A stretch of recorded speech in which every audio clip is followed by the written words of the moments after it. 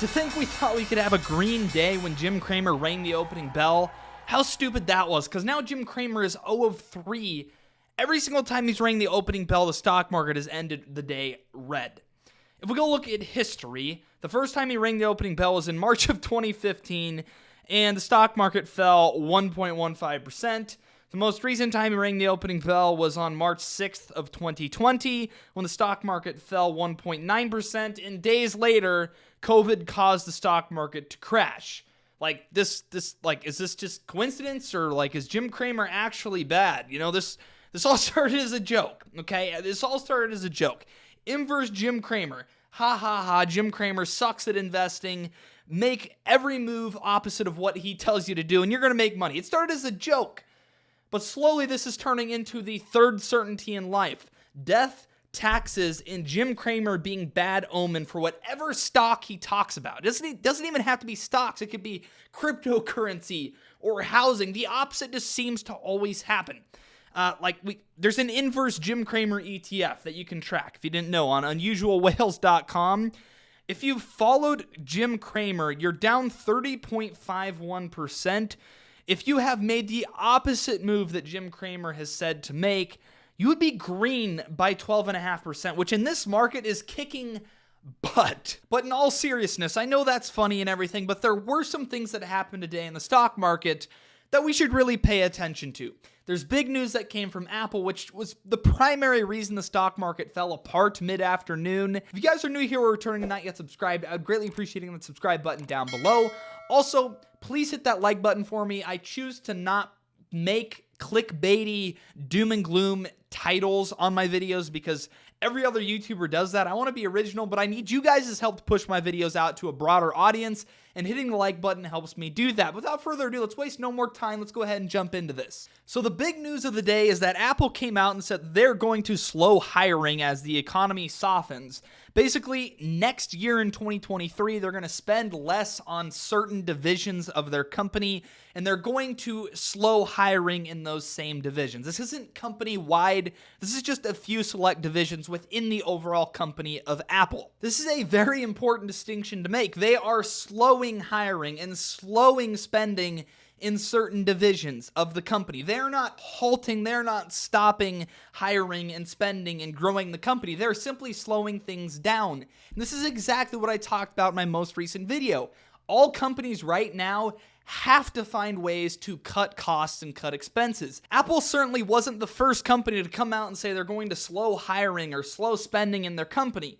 There are hundreds of other companies that have already come out and said they're going to lay off employees and cut different divisions of their company. Apple is not doing that, but I just want to make this important note because Apple wasn't the first and they will not be the last company to do this. But what I think is most important for basically every investor out there is to realize that whenever events like this happen, they're going to happen. More are going to happen in the future. This isn't going to stop at Apple. It presents a great buying opportunity if you believe the economy is going to improve from this point going forward. I, for one, have been taking advantage of different situations like this one today in buying the dip because personally, I think the markets are bottoming, and maybe they've already bottomed because I certainly believe that this last CPI report showed inflation peaking. I don't think the inflation rate is going to exceed the 9.1% number that was hit in the most recent report. Now, if you don't believe that, I wouldn't be buying stocks right now. If you think inflation is going to shoot right back up to over 9.1% with the next report, I would not be buying. The reason I believe inflation has cooled off and peaked is because we've seen commodity prices finally start to fall. And we can get into a whole discussion about commodity prices falling and why that is good for everybody, consumers and businesses, but I kind of already did that in my most recent video, which if you missed that, please go watch that. I'll leave a link in the top right-hand corner for you to go click on. I can't speak today for whatever reason. But basically what it boils down to is commodity prices falling make it less expensive for every single company out there to produce whatever good or service they're trying to create. I don't care what company you are, energy prices impact you in one way or another, whether that's paying for an employee's gas to get to work, whether that's for paying for shipping materials to produce whatever product you're trying to produce. It all matters. Another thing that happened today and happened some of last week and will happen throughout the rest of this week is a lot of banks are reporting their earnings and giving their earnings releases and having their conference calls. And basically every single bank that has had their conference call has expressed a certain amount of caution when it comes to the economy. Banks are the driving force of the economy. They literally see everything, from how much money citizens and consumers are spending to how much money they have in their bank accounts to how much money they're investing. And the same thing goes for every business that has a bank account. These big banks see all of that stuff. And if we listen to what the banks have to say, we can at least get somewhat of a good idea of how the economy is looking currently and what those banks expect to happen in the future. However, I personally don't think these banks are giving enough credit to the amount of deflationary pressure that is going to be put on the economy as prices start to come back down and cool off. That is going to be very beneficial to consumers and businesses so long as that deflationary environment doesn't last long. Basically, consumers are going to have to pay less for what they want, and businesses are going to have to pay less to produce whatever the consumers want. So it's a all-in-all happy medium. But the problem with a prolonged deflationary environment is after a while, it will slow down spending and investing. Think about it. You at the gas pump. If you know gas prices are going to fall tomorrow, and you can make it throughout the rest of the day without filling up your gas tank, are you going to pay the extra cost today, or are you going to wait till tomorrow to buy that gasoline? It's the same thing in a deflationary environment where consumers kind of wait things out. Why would I buy this now if I know in the future I can get it for even cheaper? But before we get on too much of a tangent, I do want to discuss what signals we're seeing, what additional signals we're seeing in the markets today that are telling us that the market is still in a bottoming out process, that things are probably going to improve from here in the markets. For starters, we're seeing a lot of smart money investors putting capital and cash into the markets and investing it right now. Usually that's a very good indicator. These are the contrarians in the stock market that when everybody is trying to sell out of their investments, they're the ones scooping up those investments. They are the knife catchers. When people say don't catch the falling knife, these are the people that catch the falling knives because they want to buy low and they're going to sell high when everybody is trying to buy. That's why they're considered contrarians. That's why they're considered smart money. And you can see here in the article, it explains it that whenever smart money confidence is above 70%, the S&P 500 advances at an annualized rate of 35%. That is incredible return for the S&P 500. Now, whenever smart money is less than 30% confident in a rally, the S&P still has an annualized return of 7%, which is below average, but it's still not bad. The article also goes on to discuss that because these investors often have underlying positions not reflected in the indicators, it's typically better to use this model more as an indicator to buy rather than sell. When smart money gets very confident that stocks will rise, they usually do. But it also says here, as long as smart money confidence is not at an extreme, which is the 70% number they've mentioned here, when it's rising, we should generally expect prices to decline. It's only when confidence rises above 70% that we should flip our opinion and expect that the market is now more favorable. So if we scroll up to this chart, we can see that right now, the confidence from smart money is over 70%, at 71% right now. Smart money is buying this dip. They're deploying more cash. We also can see this type of behavior taking place in the futures market, where lots of smart money is placing bets and going long on the market in its current state. Now, it's no given rule. This doesn't have to continue to happen, but according to history, basically whenever the confidence of smart money has risen above 70%, it signals a market bottom. For example, in March of 2020, smart money confidence was 76%, and that's when the bottom was hit. Also, if we go back to 2018, the end of 2018, if you guys don't remember, was pretty brutal. It wasn't near as bad as what we're experiencing now, but it was still pretty painful. And you can see that smart money was at 72% confidence, and that also signaled a market bottom. We can go back even further to October of 2018, 71%. That was another market bottom there. And if we go ahead and expand this chart to all time, you can basically trace this back and see almost every time confidence rose to 70% or above, like I've already mentioned, that signaled a market bottom. So this is just one thing we can look at. Smart money is a great indicator, but it's not always an exact indicator. Smart money does get it wrong. It just is typically a pretty good indicator. If you're looking for a reason to go out and buy or deploy some of your cash right now, this might be one of those reasons. You also have to consider the fact that almost everybody is predicting the markets to fall even further from here.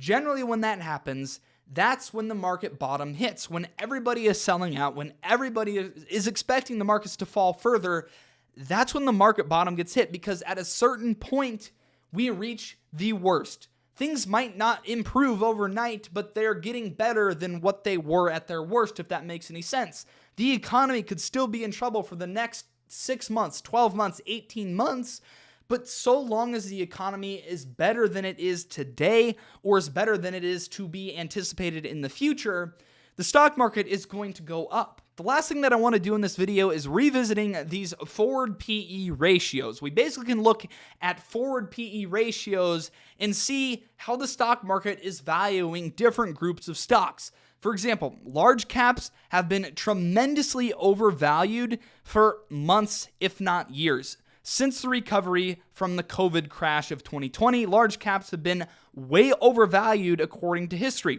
We have to go back to the tech bubble to find large cap valuations as high as they once were. Now, this has started to change recently, with large cap valuations finally starting to fall. If you go back and watch my old videos, you'll find that I mentioned several times this is something that the markets needed to happen. The markets needed large cap valuations to fall down before a market bottom was hit. It seems that we're finally getting this to happen. I would say that for right now, at an average forward PE ratio for large caps of 16.1, large cap valuations are fair. There are deals out there. There are tremendous deals out there for large caps, but there are also some question marks still out there, like, why is this company valued this high? There's no reason it should be valued at a premium compared to the rest of the large caps out there, or the rest of the players in the same industry as this company. There's still a lot of that out there, which is why I would love to see large cap forward PE ratios decline to the 14 or 15 level. In that level, in that range, I would say large caps have officially entered the undervalued level. I think that is what we need to see happen in order for the market bottom to be solidified. And I think this earnings season, that will be solidified. However, it's been quite a different story for mid caps and small caps. Mid caps and small caps have been tremendously undervalued for months now, if not over a year at this point. Basically, mid-cap valuations are as low as they've been only 2 times since 1999. The 2 other times valuations were this low were, of course, the COVID crash of 2020, but also the financial crisis of 2008 and 2009. If you think right now that this economy is going to survive better than it did during the COVID crash and during the financial crisis, chances are we're near a market bottom for mid caps and small caps. Obviously, the same thing can be said about small caps with an average forward PE of 11.4. And one thing I do want to note is that mid cap and small cap valuations have been stagnant now for several weeks. They really haven't moved any lower. And that is in direct contrast to large cap valuations, which have continued to fall. This is another thing we can look at, because typically these smaller companies, more risky companies, are the first companies to crash in a market correction, but they're also the first companies to go back up when that correction has ended. I would not be surprised at all if small cap valuations start moving back up as large cap valuations keep falling or are stagnant. The bottom line is, and I can show this on the chart, the Russell 2000 has had terrible performance over the past 5 years, only up 21%. Typically, you want to average between 8 and 10% return per year. And the Russell 2000 is usually closer to that 10% per year. So over the past 5 years, we would expect the Russell 2000 to be up about 50%, not 21%. So you can see with all of these things that I've laid out in this video that I continue to think now is a great buying opportunity. I hope that most of you are at least dollar cost averaging in. You don't need to put all of your eggs in one basket or all of your eggs in at one time.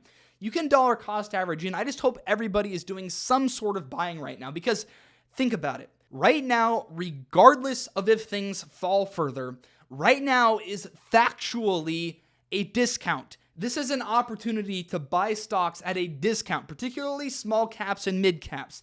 If they fall further, you can buy more. But the question is, do you really want to risk missing out on discounted prices in hopes that things are going to fall further? I don't know. Personally, I don't, because things could reverse from here and go back up just as fast as they fell down. And those people that are sitting there on their hands that haven't done any buying are going to very quickly regret that decision, as they see all these other people making a lot of money because they took advantage of the discounted prices. I don't want to be in that group that is missing out. I want to be in the group that took advantage of discounted prices no matter what and is making money off of those people that are late to the party and late to buying back in. I want to be making money off of those people. I don't want to be one of those people that are giving these people that are buying now the money. I don't want to be one of those people. With that, guys, I hope you really enjoyed this video. If you did, hit that like button down below. Also, comment down below what you think is going to happen throughout the rest of the year in the stock market. Things are obviously fluid. My opinion on this could change tomorrow for all that I know. This is just what I'm seeing and what I'm feeling right now. This is what I'm thinking. I'm not a financial advisor. Please don't take anything I said today as financial advice. With that, have a great rest of your day. Stay blessed. I'll be back with a brand new video later this week. Peace out.